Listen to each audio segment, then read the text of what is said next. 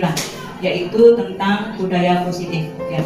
Di sini banyak hal yang dapat kita pelajari tentang budaya positif. Mengapa sih kita harus belajar budaya positif? Sebelum kita mulai kita seminar hari ini, alangkah baiknya kita berdoa. Ya, kita berdoa mulai. Bapa kami yang ada di surga, terima kasih pada kesempatan hari ini, pada jam ini Tuhan, kami diberi kesempatan untuk berkumpul sama. Dalam modul 1.4 budaya positif, kami dianjurkan membuat video. Video ini nanti kami akan upload di YouTube. Kemudian panitia akan melihat budaya positif yang kita sudah sosialisasikan, kita seminarkan kepada teman sejawat kami.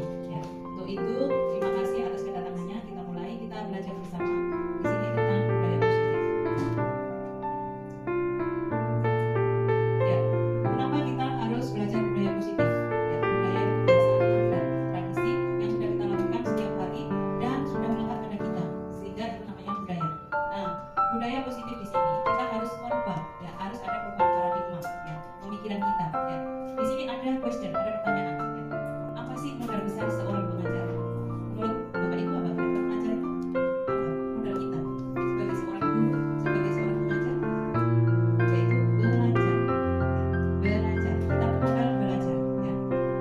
Kemudian modal utama guru penggerak di sini sebutkan adalah kalau guru seorang pengajar kita harus belajar. Kalau seorang guru penggerak kita harus punya semangat belajar. Ya. Baik, di sini ada paradigma stimulus respon. Nah, ini paradigma yang terjadi selama ini. Kita merubah ke pendekatan teori kontrol. Ya. Kalau stimulus respon, coba dilihat sebelah kiri tabelnya itu ada realitas. Kebutuhan kita sama. Nah, kita pikir itu kebutuhan kita sama.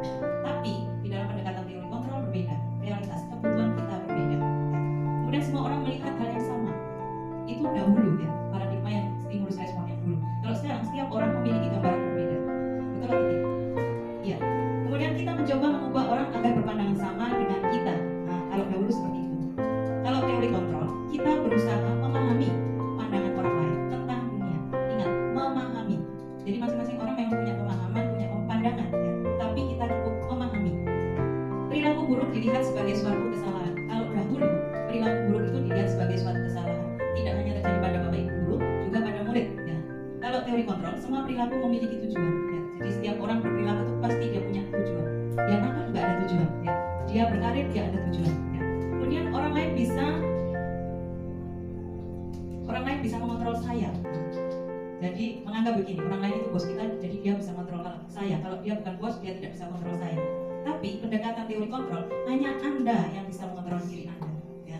Anda mau malas, Anda sendiri. Anda mau rajin, Anda sendiri. Ya. Kemudian saya bisa mengontrol orang lain. Nah, ini teori kalau zaman dahulu pendapat kita begitu, ya. Kalau kita bisa mengontrol orang lain, katanya itu yes, hebat, bangga. Ya. Tetapi di teori kontrol mengatakan Anda tidak bisa mengontrol orang lain. Ya. Kita harus menyadari itu. Kemudian pemaksaan ada pada saat bujukan. Nah, ini kadang kita maksa orang itu dengan bujuk-bujuk. Ya. Kita kasih ini, kasih pandangan ini supaya orang ikut kita. Ya. Kemudian kalau teori kontrol, kolaborasi dan konsensus. Nah, ini. Jadi kalau di teori kontrol kita perlu kolaborasi. Tidak usah memaksa, tidak usah membujuk, tidak usah tipu-tipu. Kita kolaborasi saja dengan teman-teman dengan konsensus.